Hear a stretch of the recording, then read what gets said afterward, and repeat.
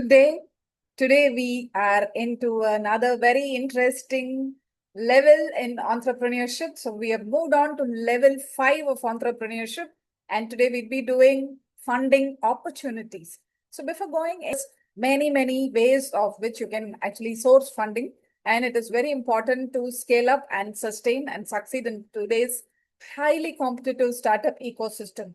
Everyone, we the private players or the government players, are pouring in funds to entrepreneurs. There is a very big shift towards supporting entrepreneurship, and that is why you keep seeing success stories every now and then in social media.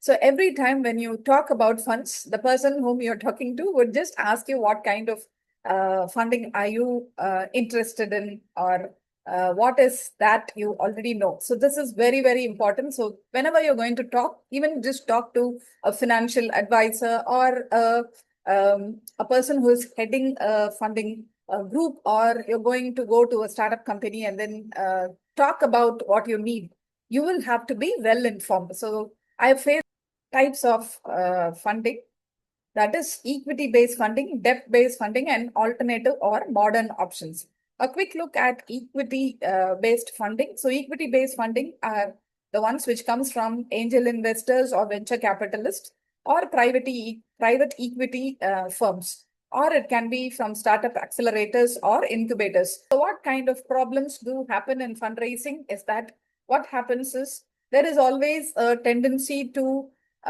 get tempted to think very big, establish your own company which has its own product line, or if you want to establish a hospital or a clinic which has multiple chairs, and if you want to expand it to a polyclinic, or if you want to just be a hub known for the best of dental services, whichever way it is, that has to be aligning with your focus, your ideologies, your aim and objectives should all sync with the funds which you are seeking.